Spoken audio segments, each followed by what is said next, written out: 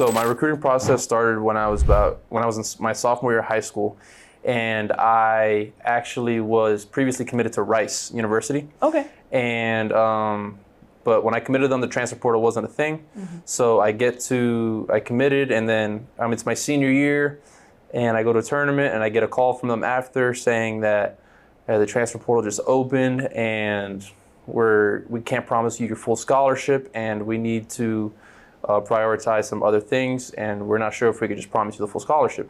So with that, I had to decommit because I couldn't make my parents pay that full tuition there. So inevitably, I had to go back in the recruiting process, and I posted some videos on Twitter of me pitching, and FIU reached out to me, and they gave me a shot. And when I went to the camp, actually, I met all the coaches there, and I did really well. And they gave me a preferred walk-on spot to FIU, and I just I grabbed the opportunity, and honestly, one of the better decisions I've made. Being offered a preferred walk-on spot made you feel like you had to work harder, or made you want it more in a sense? For sure. I mean, myself, I always like to give everything I got no matter what the circumstances, but being a preferred walk-on, I really had to prove myself. So I always tried to work way harder than my competition, and I think that made me a better baseball player at the end of the day and got me the opportunity that I have now. And so I also saw that your freshman year, so 2 years ago, you redshirted. Yes. What did you learn the most from it? Well, it was for sure a tough experience for me because I've always been a person who plays and trying to lead the team. But I think it made me look at the game from a new perspective. It made me not take the game for granted about being not playing, because it really I sat back and was like, wow, I really want to be out there helping my team out, and I couldn't because I was redshirted. So I think I learned, I also watched the game from a different view, so I learned more like in depth of the game, like there's a game within the game. And I think that really helped me come into my sophomore year, implementing those things that I learned and being amongst the older guys, just sitting back and learning. And I think it helped me in a positive manner. And so do you have like a particular moment from that time that has like stuck with you? During my freshman year Blue and Gold World Series, well, ultimately I came here as a pitcher only. Oh, really? And throughout high school I hit really well, and me and Witten talked that he said if I wanted to try and keep pursuing hitting if I can, and I told him I would love to do that. And during the end of the year I was hitting and I was doing well, but I really broke open in the Blue and Gold World Series. I had a couple doubles in my freshman year, and it really let me know that I could hang at a D1 level as a hitter, and it just gave me that confidence going into the years next. What made you make that change? So for me, pitching my whole life, I was always considered to be better at. All colleges looked to me for pitching, but I always hit.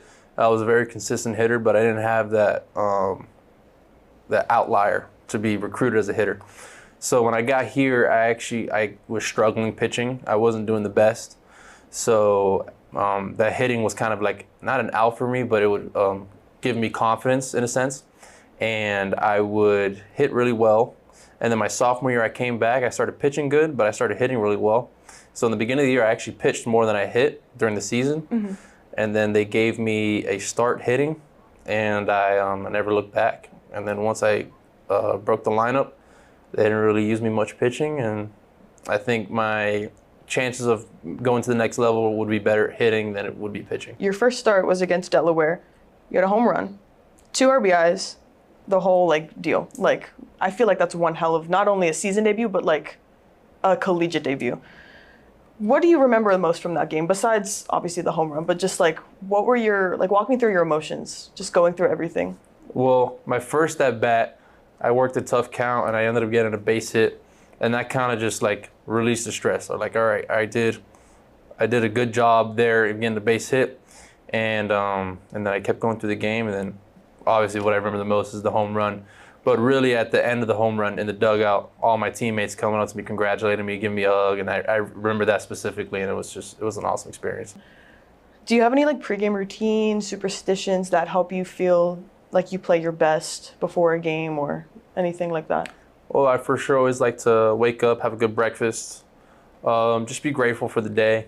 And I get to the field, I hit a nice little stretch routine, and I hit a little prayer before the game, talk to my loved ones upstairs, and every time before I get in the box, I draw a cross because it's bigger than us down here. So just, how does God drive your life in and out of baseball? Just like, what has he done like for you that you thank him every day for? With Rice, I thought when I decommitted from there, I almost had thoughts of like, man, maybe I might have to play college baseball.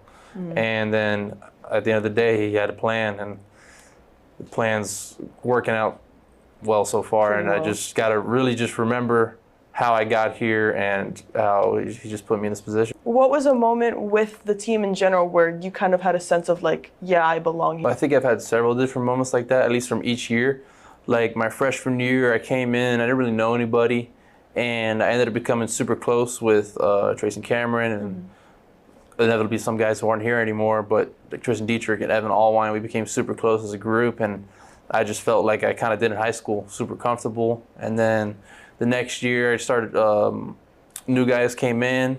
Actually, a buddy from my high school came in, Ryan Hunter, and we all just had, it was just a good time. It was always good vibes. And then this year I just feel like I meshed with the guys so much more. We're all like-minded. We're all moving towards one goal, and it's just good vibes all the time, and I just really enjoy being here. And just kind of like some quick like rapid fire questions. What's your walk-up song? I'm still debating if I'm going to use the one from last year, but my last year's walk-up song was "I'm a Thug" by Trick Daddy. But yeah, I've never heard of that. He's a local rap. He's old school local rapper, Miami guy, and I was just going through walk-up songs because I knew I wanted an old school like early 2000s just rap song, something with a funky beat, and I really enjoyed that song, and I like that one. But I don't know if I'm going to change it this year, but maybe I will, maybe I won't. What's something about you that would surprise other people? Like something that people wouldn't expect to know about you? I like almost every genre of music besides modern day rap. I don't know if that's shocking, but I love almost every single genre. Why not modern day rap? Do you think it's like mumble rap like everyone else says? It's mumble rap, and it's just talking about nonsense, to be honest. But I mean, what's the difference between like older rap versus? Well, they enunciate their words a little better. They're Yeah, talking that's about true. something, and I think the beats are just more like, just better. Like it flows better.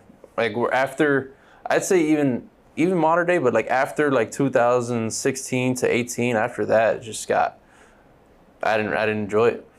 Like there was some stuff that like, yeah, it was mainstream and I would listen to it, but it wasn't like anything I'd enjoy on my own. Yeah, you just like listen to give it like a quick little, see if it's worth it. Yeah, I'll listen to the beat. The only way I listen to a rap song nowadays is if the beat's good.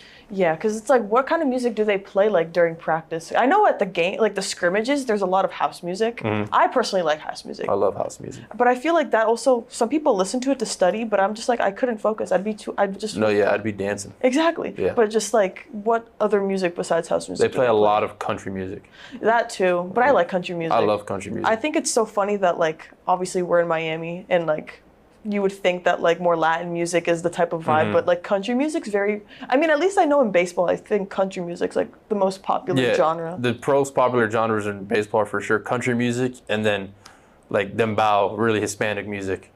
So, I mean, we get both for sure, but a majority of the time, it's country music. And so I guess just kind of shifting more towards the season to come, what do you want fans to know about Andrew Ildefonso coming into this season that they didn't know already? Like, what can they expect? Well, they could expect me to I'm going to give them my all, and I'm going to do whatever it takes to help FIU make it to a regional.